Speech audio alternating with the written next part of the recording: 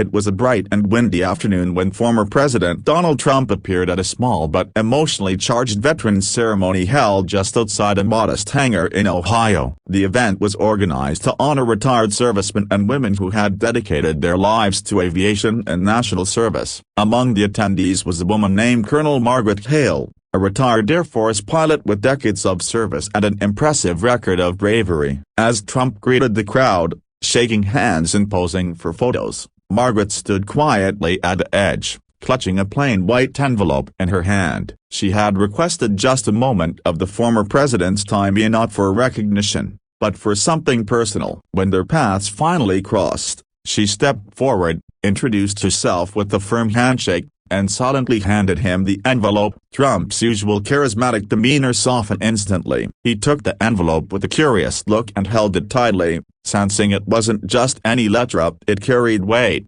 history, and a story that he was about to uncover.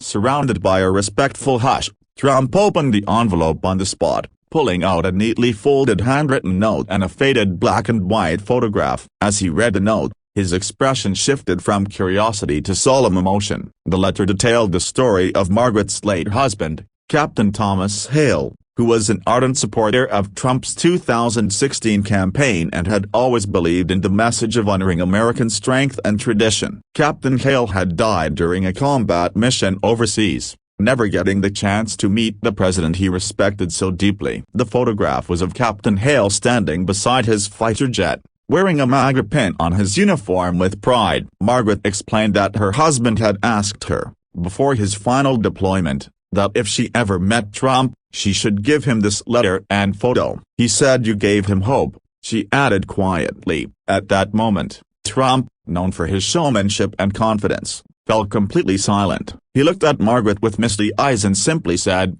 "Thank you." What followed was a rare and deeply human moment rarely seen in political coverage. Trump reached out, placing his hand over hers and holding it firmly. For a moment, there were no cameras, no staffers whispering in his ear, just two people connected by a shared reverence for sacrifice, patriotism, and personal loss. He folded the letter carefully, placing it in his inside coat pocket near his heart, and promised Margaret he would never forget her husband's story. The crowd, initially unaware of the exchange's depth, began to sense the emotional gravity as Trump paused his speech and invited Margaret to stand beside him. In a soft voice, he recounted Captain Hale's story to the audience, quoting parts of the letter and showing the photograph with genuine reverence. The mood of the event shifted. It was no longer just a political or ceremonial gathering up. It had become a moment of collective reflection on service, sacrifice, and the bonds that connect people beyond public office or political lines.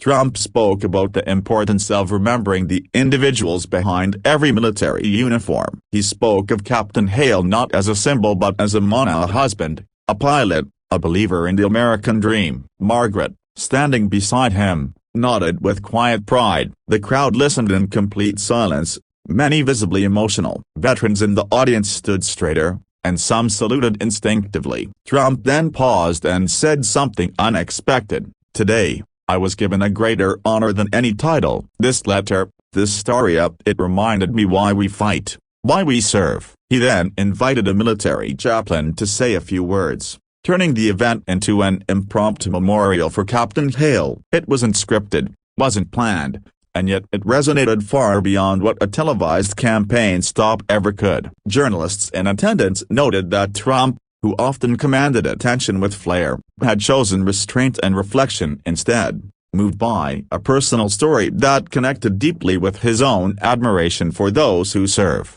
Later, backstage, Trump sat quietly with the envelope still in his hands. His aides offered him water, tried to steer him toward his next scheduled event, but he waved them off. "Give me 5 minutes," he said. He asked Margaret if she had time to sit with him privately. She agreed, and they talked for almost 15 minutes. Margaret shared stories of her husband's humor, his bravery in missions, and how, even during difficult times, he clung to the hope that leadership in America would once again respect the military and its values. Trump listened more than he spoke, occasionally nodding, sometimes responding with a short phrase like he sounded like a great man, or he deserved the world's respect. Before she left, Margaret told Trump that regardless of politics, it meant everything to her that her husband's final wish had been fulfilled. Trump stood, hugged her, and said, "He lives through your words and now through mine, too." It was a sentence that,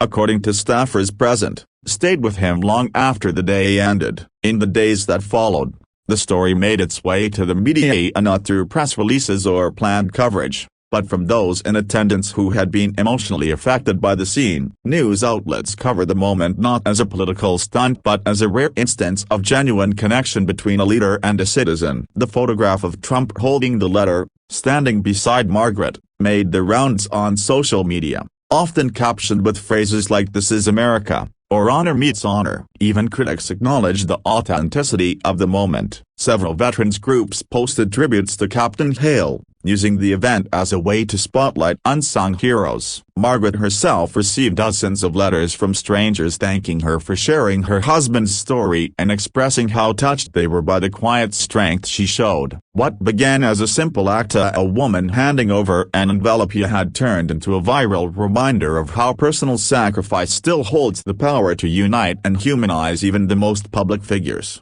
Trump, reflecting on the moment during a later speech, briefly mentioned Margaret and Captain Hale without naming them directly, saying, "Sometimes, it's not the big rallies or the interviews that change you. It's a small folded letter from someone who gave everything." It was one of the most subdued but heartfelt lines in his speech, and it drew a long round of applause. His campaign team, usually focused on metrics and media impact, noticed a spike in online engagement after that moment. People were sharing stories of their own loved ones who served, tagging the campaign not with slogans, but with memories. Trump reportedly asked his team to find a way to honor more stories like Hale's, instructing them to set up a section on his website for families who submit stories of military heroes. It was a shift in tone, less about headlines and more about legacy. Internally, staffers noted how that envelope had done something rare. It had cut through the noise. For Margaret, life slowly returned to its quiet rhythm, but she carried a lighter heart knowing her husband's story had not only been shared but honored. She received a personal thank you note from Trump a week later, hand-signed and sealed with the same envelope she had handed him. The note simply read, "Your husband was a hero. You are his voice now, and I will never forget what you shared." It now sits framed on her mantle, next to the original photograph. In interviews, she said she never expected the moment to go viral or for the former president to be so affected. "He looked me in the eyes," she recalled, "and in that moment, I knew he wasn't just hearing me, he was feeling it." Veterans in her community began inviting her to speak at events, and her simple gesture became a symbol of how one story, one act of remembrance, can move hearts even those long thought impenetrable. Looking back, the moment now stands as one of those rare instances where politics took a backseat to something deeper, humanity. It reminded people across the country that behind every policy, every campaign, every title, there are stories of real people who believe, who sacrifice, and who carry the weight of memories. Margaret's envelope was never meant to change the world, but for a few minutes, it changed one powerful man's heart, and in doing so, it echoed far beyond the walls of a hangar in Ohio. Veterans, widows, children of service members all found themselves relating to the quiet strength she showed and the impact it had. And Trump, a man used to grand stages, found himself moved not by a crowd, but by a single envelope, a single letter, and the memory of a single man who once believed in something greater than himself. In the months that followed, Trump often carried that envelope in his briefcase. His aides confirmed, treating it as a kind of personal token. He mentioned it privately to guests, showed the photo on occasion, and always spoke of it with a tone of respect. Margaret never sought recognition or reward. Her only goal was to fulfill a promise, and in doing so, she reminded a nation and a former president of the power of a promise kept, a story told, and a heart reached. No cameras captured the true weight of that moment. No headline could fully explain it, but for those who were there, it was unforgettable. And for those who heard the story later, it became something to believe in. Because sometimes, the biggest impact doesn't come from a stage or a speech but from an envelope, a memory, and a heart willing to share it.